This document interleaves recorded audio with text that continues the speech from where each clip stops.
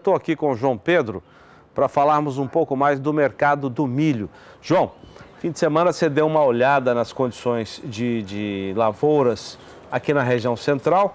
Como é que está indo? O clima está ajudando o milho safrinha?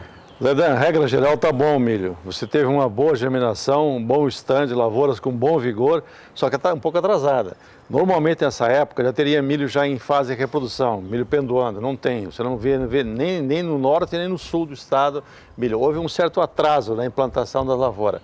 Porém, a área plantada se permanece ao redor de 1.800.000 hectares, uma previsão de colheita superior a 9 milhões.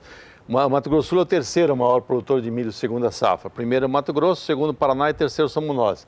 No Mato Grosso também o plantio ocorreu, você teve quase todo o plantio feito até dia 10, 12 de março.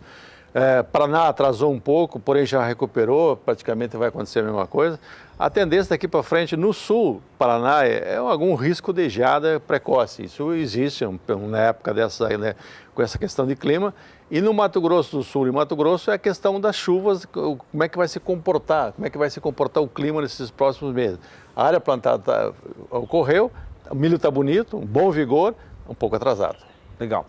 Nós vamos acompanhar uma entrevista que Walter Pulga Júnior fez com a analista de mercados e consultora Lígia Pimentel, da Agrifato. Ela fala exatamente sobre o mercado de insumos. Depois eu volto com o João para comentar essa conversa do Pulga. Vamos ver.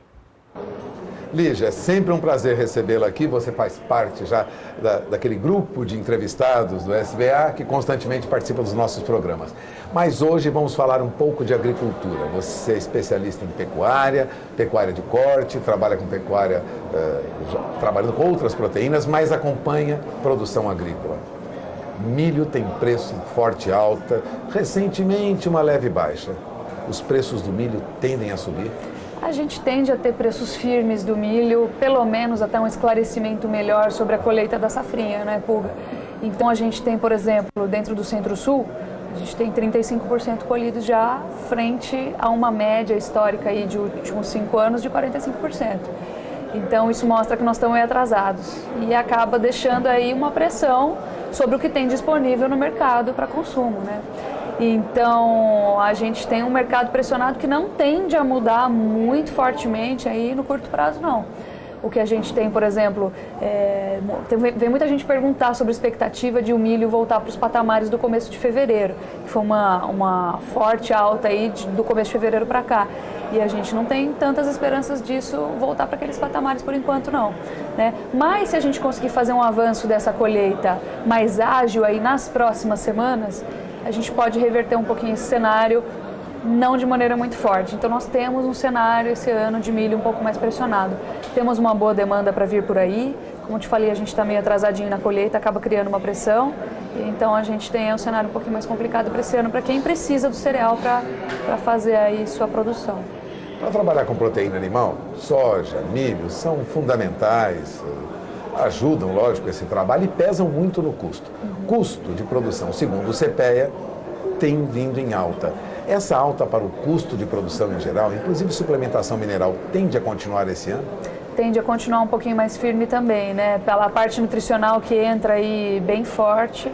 Se a gente comparar os preços do final do ano passado ou do começo do ano com esse ano, último semestre com o primeiro semestre ou o primeiro semestre do ano passado com o primeiro semestre desse ano, você vai ver aí que tem uma pressão muito forte dentro da participação dos grãos no custo de produção. E fora isso, a gente tem uma pressão um pouquinho mais acelerada aí por conta do dólar, que agora está começando a carregar na cotação. Então entra o dólar aí também forçando um pouquinho a questão dos minerais, maquinário, né, atrapalhando aí nos cálculos de depreciação.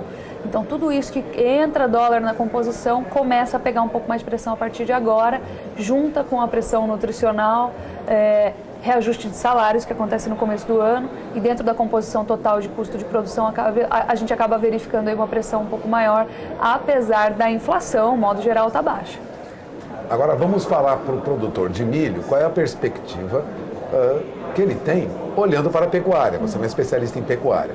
Produtor de milho que nos acompanha agora, mercado consumidor de milho no Brasil tende a crescer, a pecuária e a proteína animal, produtores de proteína animal tendem a consumir mais milho no país? Olha, Pulga, dentro da pecuária de corte, sim. A gente está vendo aí uma ampliação novamente do volume de animais confinados para 2018, como resultado aí de uma questão estratégica de manejo de pastagens, né?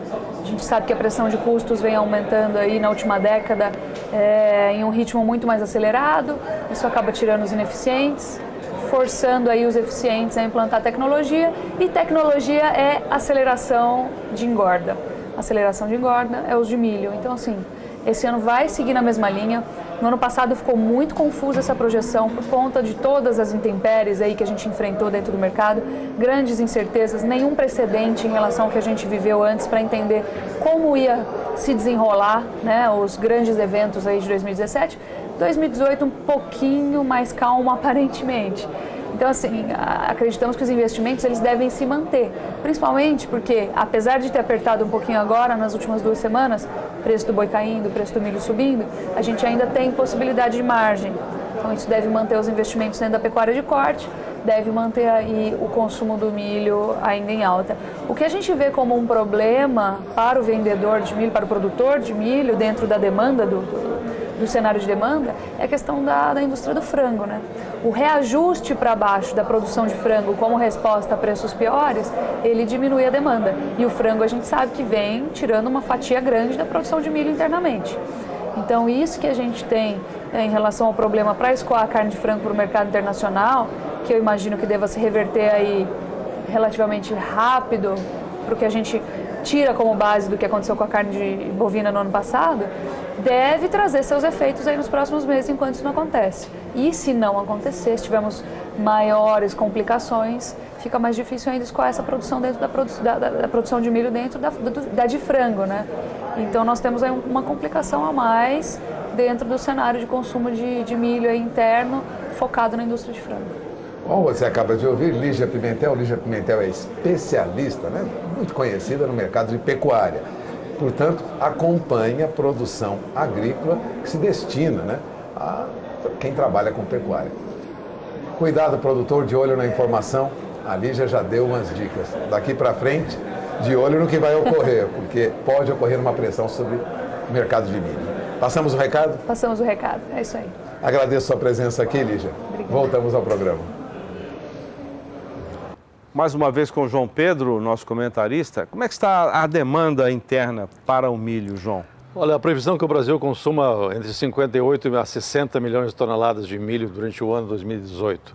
Isso dá um consumo médio de 5 milhões de toneladas mês. A primeira safra, 25 milhões. Só a primeira safra daria para 5 meses de consumo interno brasileiro, só a primeira safra.